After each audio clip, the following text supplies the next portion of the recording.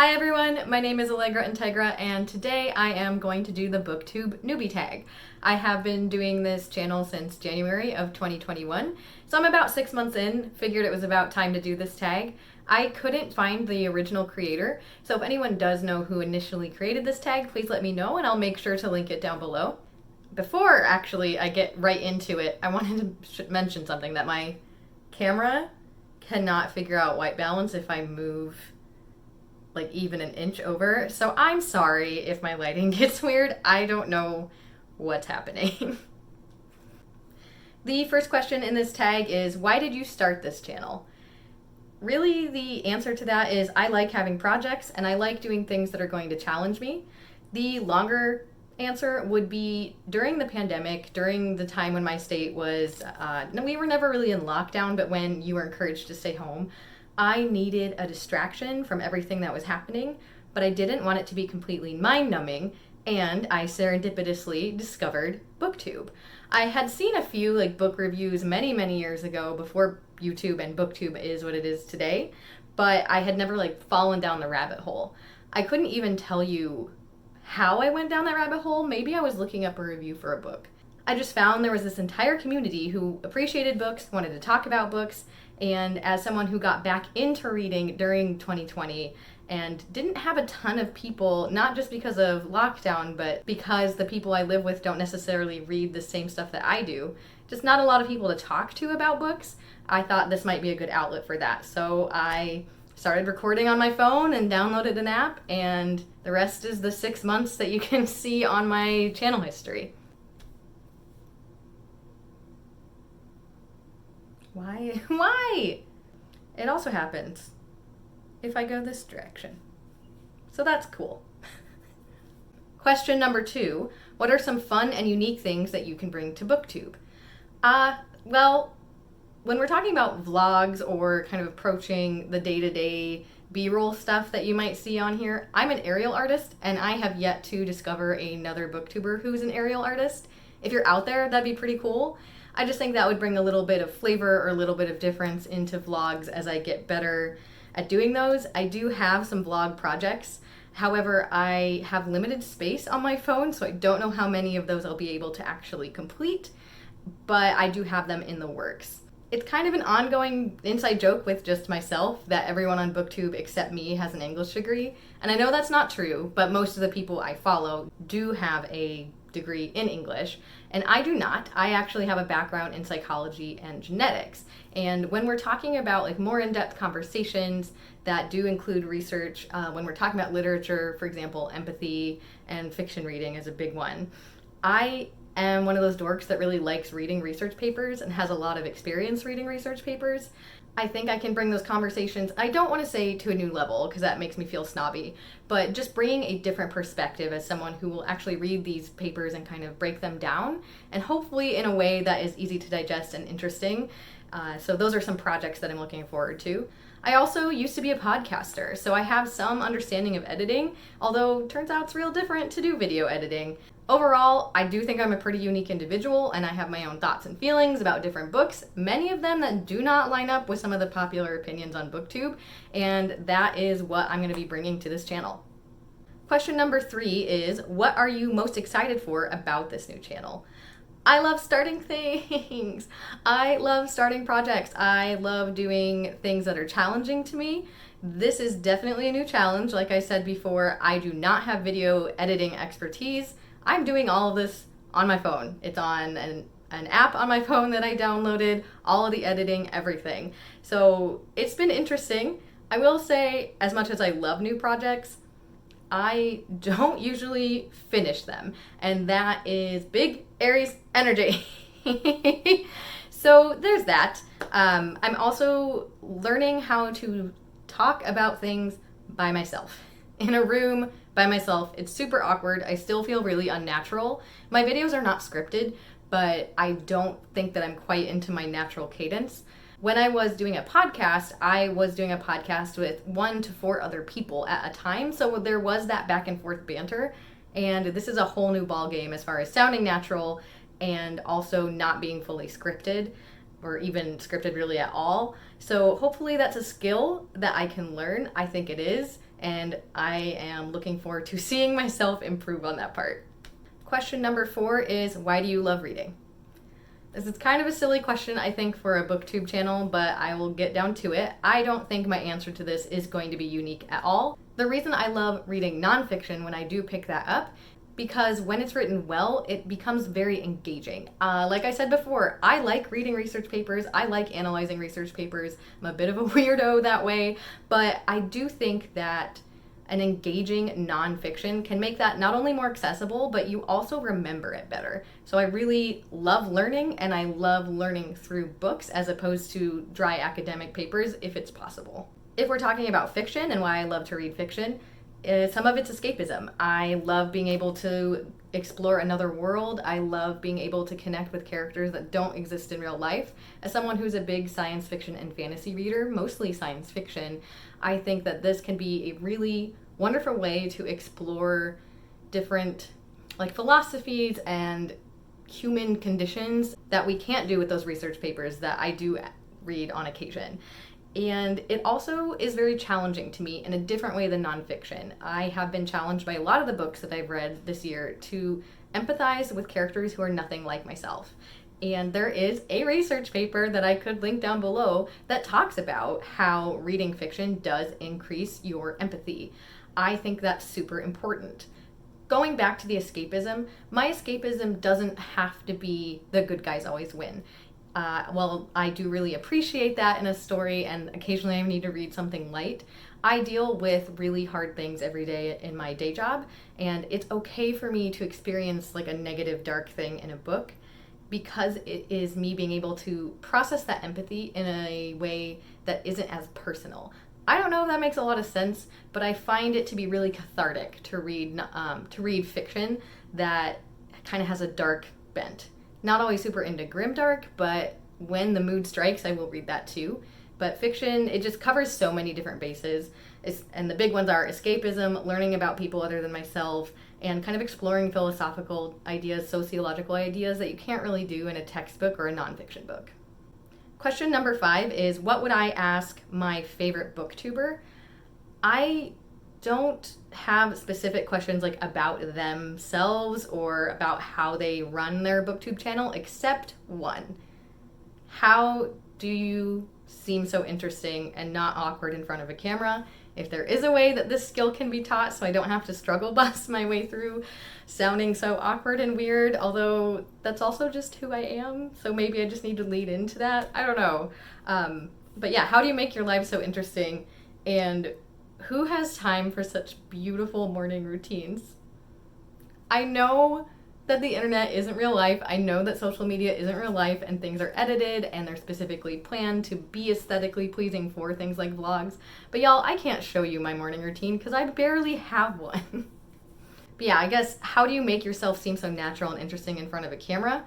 And how do you come up with your ideas that are beyond book hauls, etc.? Segueing right into question number 6, which is, what challenges will be the hardest for you to overcome? I think the number one challenge is, and it's already happening again, I noticed that I moved a little, is making sure that I have the time and the energy to create content, and also the learning curve that comes with editing and filming and lighting and sound. I cannot currently afford to upgrade anything, so I am just trying to make it work with my phone, but once I do choose to make that leap, I know it's going to be yet another learning curve in learning how to use my camera, learning how to use other lighting setups, learning how to use other editing software. All of that is a task, and like I said, I don't usually finish projects, so we'll see how it goes. I do think that even in the last 6 months, there's been a huge improvement in my presence in front of the camera and my ability to edit, so I'm excited to see where that goes in the future. It has been a really steep learning curve. And the other thing is, like I mentioned in my last answer, how do you stay creative? I don't mind doing wrap-ups and hauls, although most of mine are still going to be from the library or TBRs. There's nothing wrong with those videos. I enjoy making those videos, but I want to make things that are more creative and a different type of work too. And I don't always feel like I can come up with super original ideas. I'm fine with crediting people if I kind of try my own spin on someone else's idea, but I would really like to exercise my creative muscles and make some interesting content just to challenge myself. I don't plan on this ever being lucrative. This is not for me to make money. This is literally just a hobby and a place for me to gush about books. But I want to push my creativity. That's the kind of person I am. That's why I do things like Ariel. That's why I am constantly starting new projects. And this is one of those. So let's see how I do. Question number 7 is, when did you start reading? I started reading at the age of 4. I have an older sister who, I joke, taught me how to read so I would get out of her hair. And I think because I grew up with an older sister who was a big reader and parents who are big readers, I'm also a really fast reader. And when I was younger, I was also an extremely avid reader. That's only really come back in the last year and a half. I was one of those kids that the library had to put a cap on their summer programs of how many minutes you could read and get the prizes, because I would just blow it out of the water. And I'm not trying to brag. I didn't have a lot to do. So I would read. Again, there comes that escapism and that learning about other spaces. I grew up in a small rural part of the Midwest, and I'm a weirdo. And weirdos weren't really accepted in the 90s, you guys. Don't trust the movies. Things are way better now. But I really lost myself in books for a long time.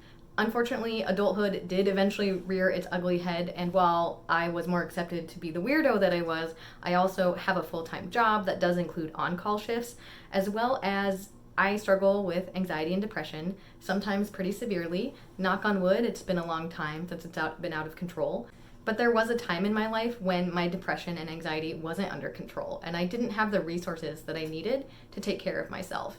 And in those cases, when you're just trying to survive, things like reading go out the window. I had zero concentration. And even once I came out of that, and I'm very grateful that I was able to get through that, it kind of killed my desire to read. I was just trying to relearn how to be a person. I'm super grateful that this last year has reignited my love of reading, and that I'm getting back to that same joy, or close to the same joy that I had when I was the kid that made the library change their rules. Question number 8 is, where do you read? Where do I not read? Since I've started listening to audiobooks, specifically usually nonfiction audiobooks, I even read in the car. Don't worry, only audiobooks when I'm driving. I normally don't like to read when I am a passenger because I get a little bit of motion sickness, but that's gotten a little better in the last few years. When I go to bars, I am that person that will bring a book to a bar if I'm there by myself.